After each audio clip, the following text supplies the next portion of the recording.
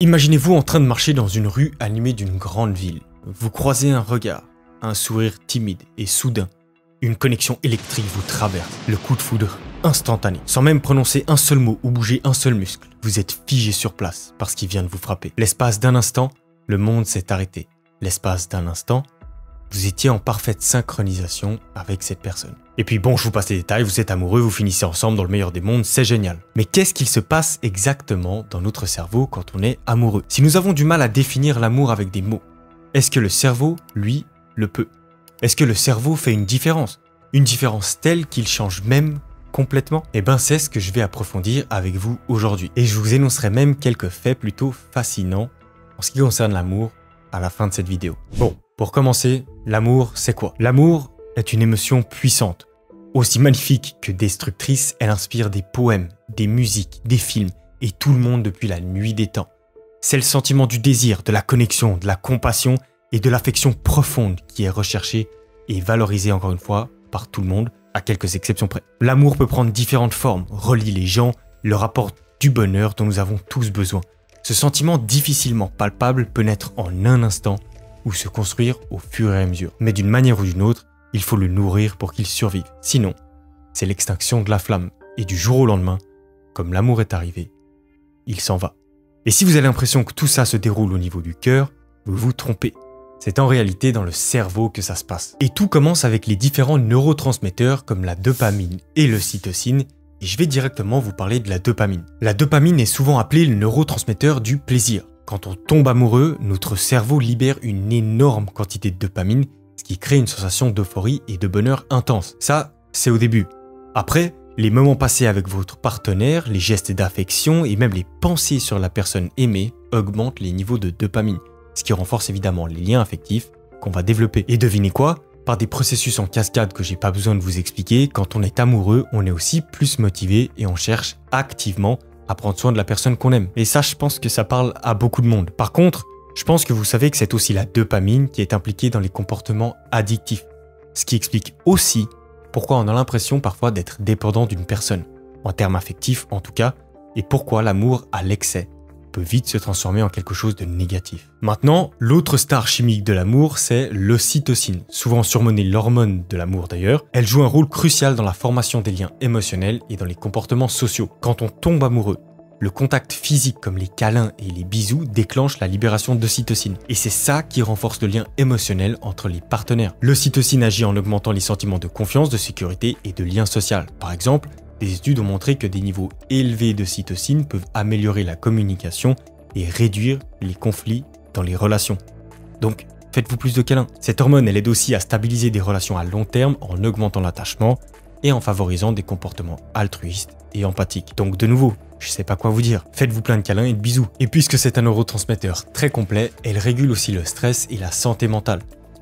Que du bonheur. Un autre acteur important dans la chimie de l'amour, c'est la vasopressine. Cette hormone est associée à des comportements de fidélité et de protection. Elle joue un rôle clé dans les relations à long terme et dans la formation des liens sociaux durables elle aussi. La vasopressine est libérée dans le cerveau en réponse, évidemment, aux interactions sociales et aux expériences émotionnelles. Et des études, très importantes, ont montré qu'elle est particulièrement impliquée dans les comportements de monogamie et d'attachement chez certains animaux, comme par exemple les campagnols de prairie, qui sont connus pour leurs relations de couple stables et durables. On devrait peut-être donner un peu plus de vasopressine aux gars. Je survole rapidement le cortisol et la testostérone. Pour le cortisol, les premières phases de l'amour sont souvent associées à une augmentation des niveaux de cortisol, l'hormone du stress, ce qui peut expliquer les sensations d'excitation, mais aussi d'anxiété. Mais en général, plus on avance dans la relation, plus les niveaux de cortisol diminuent. Donc oui, c'est normal si vous êtes un peu moins excité après 10 ans de relation, et c'est aussi normal de toujours l'être. Qui ne l'est pas, c'est d'être stressé. Si c'est le cas, vous n'êtes pas au bon endroit. Pour la testostérone, les hommes amoureux ont tendance à avoir des niveaux de testostérone légèrement plus bas, tandis que les femmes ont des niveaux légèrement plus élevés. Je sais qu'intuitivement, on pense que c'est l'inverse, dû à certains comportements, Mais la théorie derrière, c'est que deux personnes amoureuses tendent en général à se synchroniser. Et ça, même au niveau de la testostérone, ce qui pourrait contribuer à réduire les différences de comportement entre les sexes. Bon, ça c'était au niveau de la chimie, des neurotransmetteurs. Mais au-delà des hormones, l'amour affecte également la structure et le fonctionnement de notre cerveau. Beaucoup plus qu'on ne le pense, et ça explique aussi pourquoi on est beaucoup plus tolérant avec les personnes qu'on aime par exemple. Alors qu'est-ce qu'on a comme changement? Eh ben je peux commencer par vous dire que l'amour est associé à une diminution de l'activité dans l'amygdale, impliquée dans la peur et le stress, et dans certaines parties du cortex préfrontal, impliquées dans les jugements sociaux et les pensées critiques. Si je dois vous traduire rapidement ce que ça veut dire, en gros, ça explique pourquoi les amoureux ont tendance à idéaliser leur partenaire et à minimiser leurs défauts. Vous avez évidemment aussi, et ça je pense que vous avez pu le constater, la fréquence cardiaque qui augmente drastiquement, et avec elle, la tension artérielle. Et en fait, la simple vue ou pensée du partenaire peut provoquer une augmentation de cette fréquence cardiaque et de cette pression artérielle, ce qui sont en réalité des signes d'excitation physiologique. Et si vous ne pensez que ça ne se voit pas, ou vous arrivez à cacher quand quelqu'un vous intéresse, eh ben croyez-moi, vous vous trompez. Les pupilles se dilatent, la respiration devient plus importante, et tout ça, ça se voit, mais c'est ok encore une fois.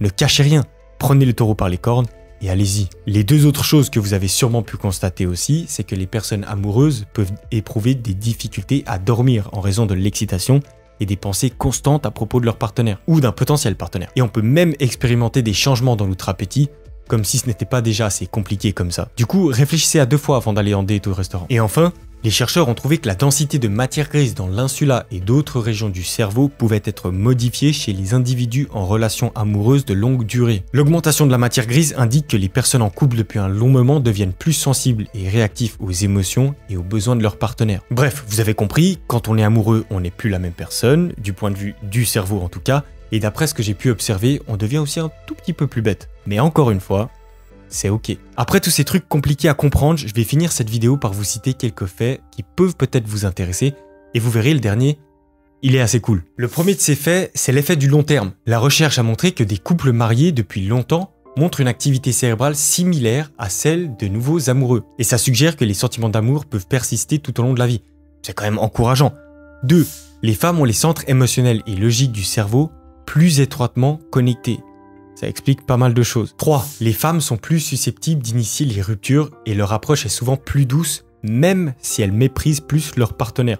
C'est ce qu'on a trouvé dans la recherche, et moi j'y suis pour rien. C'est évidemment pas vrai pour tout le monde, et si vous êtes d'accord ou pas, vous pouvez me laisser un commentaire pour me dire comment c'est pour vous. 4. Les femmes ont tendance à dire je t'aime plus facilement que les hommes en raison de leur structure cérébrale qui met l'accent sur les sentiments, les émotions et la communication. 5.